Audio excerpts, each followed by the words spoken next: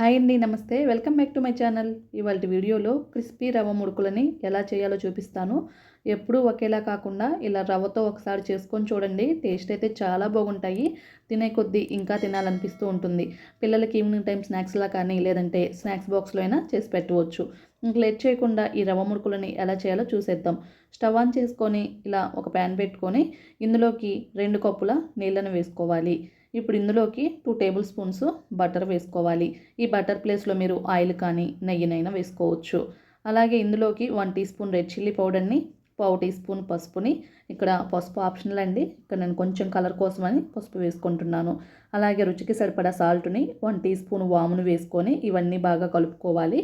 Water ఇలా rolling boiling అవుతున్నప్పుడు ఫ్లేమ్ని లోలో పెట్టుకొని ఇలా 1 కప్పు సూజీ రవ్వను తీసుకొని అంతా ఒక్కసారిగా వేయకుండా ఇలా ఒక చేతితో రవ్వను వేసుకుంటూ మరొక చేతితో బాగా కలుపుకోవాలి. ఈ ప్రాసెస్ అంతా బాగా ఫాస్ట్గా చేసుకోవాలి, లేదంటే రవ్వ ఉండలు కట్టే ఛాన్స్ ఉంటుంది.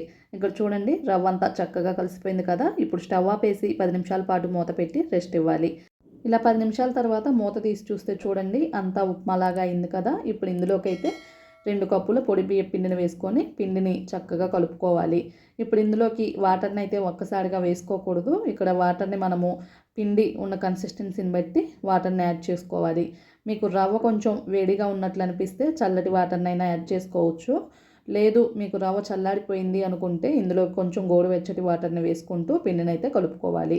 రవ్వని ఇలా బాగా కలుపుకున్న తర్వాత ఇప్పుడు ఇందులోకి వాటర్ని ఇలా కొంచెం కొంచెంగా వేసుకుంటూ పిండిని బాగా నీట్ చేసుకోవాలి. ఇక్కడ కన్సిస్టెన్సీ అనేది మరీ గట్టిగా ఉండకూడదు. ఇక్కడ చూడండి, ఇలా సాఫ్ట్ డవ్లా ఉంటే సరిపోతుంది. ఇది మురుకులకి సరైన కన్సిస్టెన్సీ. పిండిని ఇలా బాగా సాఫ్ట్ డవ్లా కలుపుకున్న తర్వాత మురుకులను చేసుకోవటానికి ఇలా జంతికల గొట్టాన్ని తీసుకొని ఇందులోకి స్టార్ షేప్ ఉన్న ప్లేట్ని అయితే పెట్టుకొని 1 టీ స్పూన్ ఆయిల్ వేసుకొని ఆయిల్ను బాగా అప్లై చేసుకోవాలి. ఇలా ఆయిల్ని బాగా అప్లై చేసుకున్న తర్వాత మనం రెడీ చేసుకున్న ఈ పిండి ముద్దలో నుంచి ఇలా జంతికల గొట్టంలోకి సరిపడా పిండిని తీసుకొని ఇందులోకి పెట్టుకున్న తర్వాత మూతనైతే ఇలా టైట్గా పెట్టేసుకోవాలి. ఇలా మూతను బాగా టైట్గా పెట్టుకున్న తర్వాత ఇప్పుడు మనం మురుకులను ఒత్తుకోవటానికి ఏదైనా ప్లేట్ కానీ లేదంటే చెక్క కానీ లేదంటే పేపర్ మీద కానీ లేదంటే ఇలా కవర్ పైన కానీ ఇలా మురుకుల్లాగా ఒత్తుకోవాలి. ఇక్కడ చూడండి, ఒకటైతే నేను ఆల్రెడీ ఒత్తి చూపించాను కదా, అలాగే మరొకటి కూడా ఒత్తి చూపిస్తున్నాను.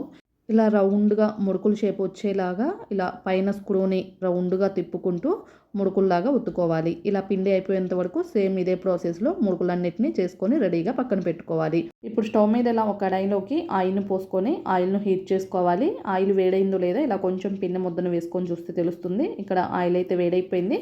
ఫ్లేమ్ని మీడియంకి టర్న్ చేసుకొని మనం రెడీ చేసుకున్న మురుకుల్ని ఇలా ఆయిల్లోకి ఒక్కొక్కటిగా వేసుకోవాలి. అన్నిటినీ ఒక్కసారిగా వేయకూడదు. ఇలా స్లోగా ఒక్కొక్కటిగా వేసుకొని మీడియం ఫ్లేమ్ మీద ఫ్రై చేసుకోవాలి. ఆయిల్లో వేయగానే కదిలించామంటే విరిగిపోయే ఛాన్స్ ఉంటుంది. అందుకని 1 or 2 minutes తర్వాత వీటిని సెకండ్ సైడ్కి టర్న్ చేసుకుంటూ చక్కగా ఫ్రై చేసుకోవాలి. హై ఫ్లేమ్లో ఫ్రై చేశారంటే త్వరగా కలర్ వచ్చేసి మురుకులు సరిగా వేగవు, పచ్చిగా ఉంటాయి.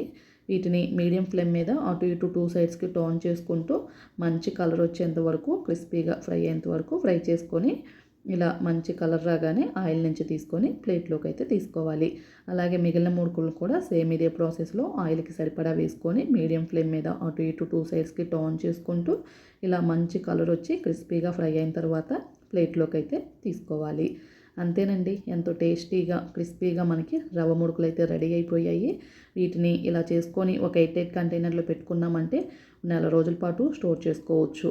చూడండి, ఇక్కడ ఒకటి తుంచి చూపిస్తున్నాను. ఎంతో క్రిస్పీగా క్రంచీగా ఉన్నాయి కదా, చూస్తుంటేనే నోరు ఊడిపోతున్నాయి. టీ టైం స్నాక్స్ లాగా చేసుకొని తినేయవచ్చు. పిల్లలే కాదు పెద్దవాళ్ళు కూడా ఎంతో ఇష్టంగా తినేస్తారు. ఈవినింగ్ టైం స్నాక్స్లా కానీ పిల్లలకి స్నాక్స్ బాక్స్లో అయినా చేసి పెట్టవచ్చు. ఇంక లేట్ చేయకుండా మీరు కూడా ఈ టేస్టీ అండ్ క్రిస్పీ రవ్వ మురుకుల్ని ఒకసారి ట్రై చేసి టేస్ట్ ఎలా వచ్చాయి కామెంట్ బాక్స్లో మీ ఫీడ్బ్యాక్ని తెలియచేయండి. మీకు ఈ వీడియో నచ్చితే లైక్ చేయండి. అలాగే మీ ఫ్రెండ్స్కి రిలేటివ్స్కి షేర్ చేయండి. కొత్తగా మన ఛానల్ చూసే వాళ్ళు ఎవరైనా ఉంటే సబ్స్క్రైబ్ చేసుకోండి. Thank you for watching.